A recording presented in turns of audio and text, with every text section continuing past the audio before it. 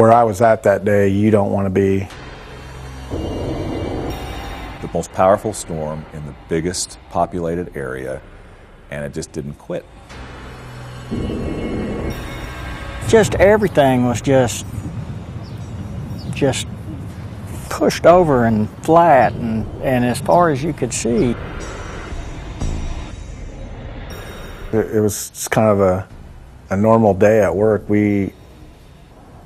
At the time, I was kind of on standby to be on city watch, more or less, for any activity that would happen in the city. I'd actually gone to work out down at the health club, down at Presbyterian Health Club. And when I walked in, I saw the beginnings of what May 3rd was going to be like. When I called in, the assignment desk sent me to initially to the airport, and before I could even make my turn on 44 to head towards the airport, they told me to just keep going south on I-35, and that Christian Price would show up with the live truck and I would meet him.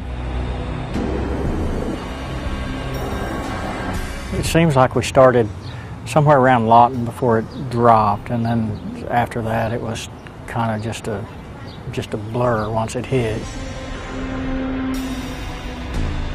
We had to stop to let the storm, go in front of us, cross the road, and I think it was had to be a pressure getting sucked out of the atmosphere or something, because the wind had it imploded on the inside of the car.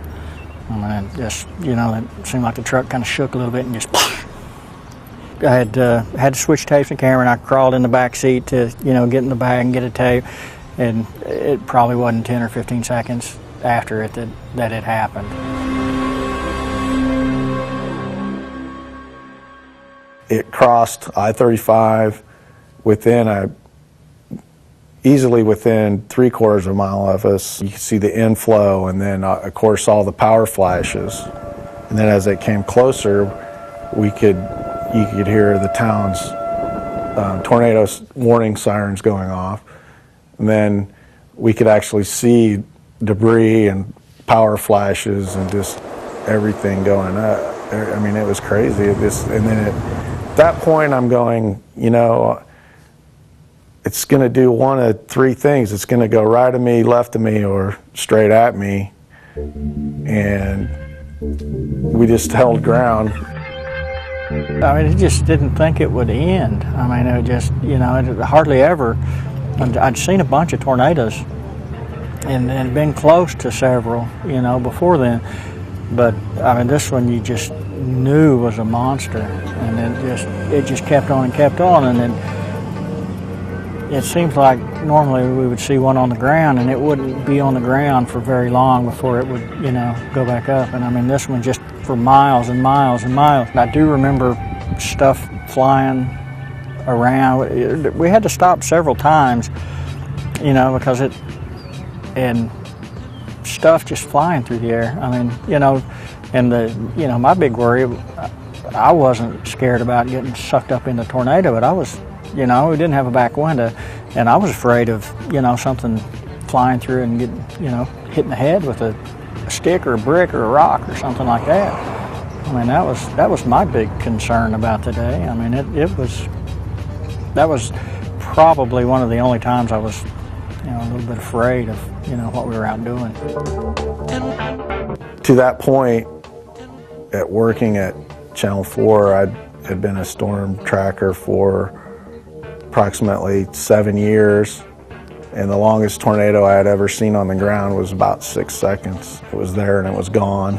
Out of all the times that we were out tracking storms, and then I saw the biggest one ever recorded that day. I was probably within a half a mile of it when it happened.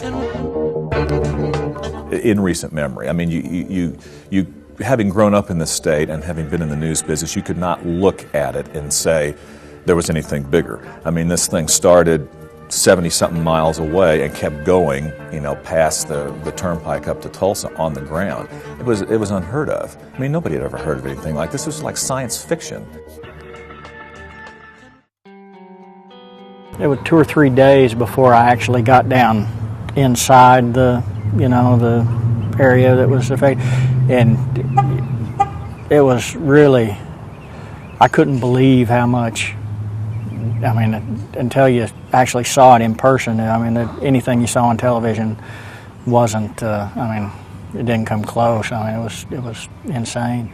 Just destruction everywhere. And, you know, people trying to go through and find their belongings and personal items, and just, you know, a lot of sadness.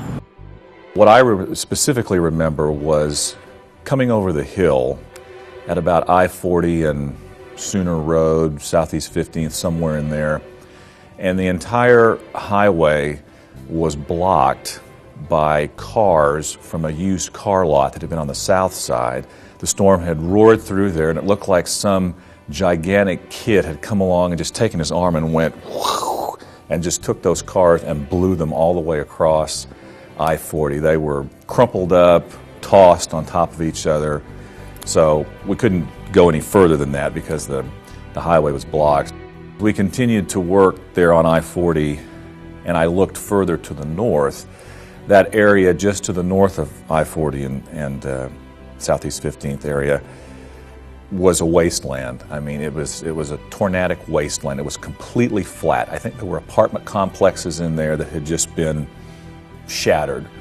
And I'd covered a lot of storms and, you know, almost 30 years of TV coverage, but I'd never seen anything quite that complete. I mean, it mowed it down to the ground. I spent 2 days in Bridge Creek, and just the stories that we were interviewing people, their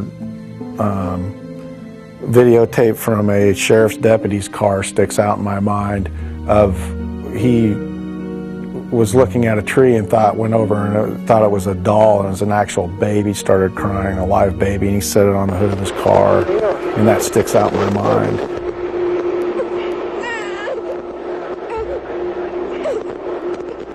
The destruction, and it was unbelievable. I mean, you know, and I'd been seeing it on TV. I'd been seeing other people's tapes that had been down in there, but it was nothing like what you saw. I mean, just the scope and the scale of it was so massive.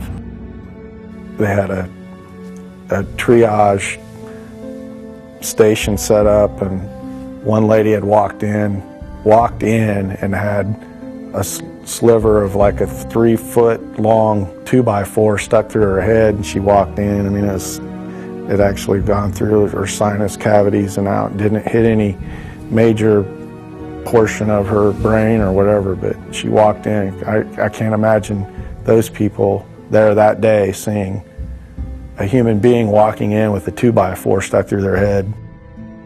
Did some subsequent follow-up stories through the years on anniversaries, and the lady that we spoke with, she and I believe her daughter and mother were in a bathtub in an apartment complex in South Oklahoma City that took a direct hit. And what I remember her saying was she heard the storm not once but twice. When the first edge of the storm came over, and then it was briefly quiet for just a second, and then the back trailing end of it came over.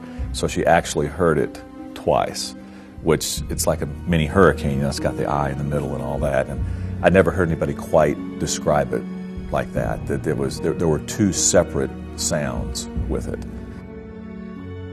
One of those piles of rubble, I remember, had an American flag flying over it. So it's like, we're down, but we're not out. We'll come back and we'll rebuild. And if you were to go over there today, you probably would see very few, if any, traces of what happened 10 years ago. At a concert after the May 3rd tornado Sammy Hagar concert, and I was standing kind of out by myself, away from the crowd in the stands, and just kind of taking it in, just kind of trying to relax and clear my mind of everything. And guy walked up to me and he said, "You're that guy." And I said, "Excuse me?" And he goes, "You're that guy that was on I-35. He goes, "I just want to thank you." He goes, we were at Tinker Air Force Base, and he goes, "We were watching Channel 4. He says, "You're the guy that saved a lot of lives."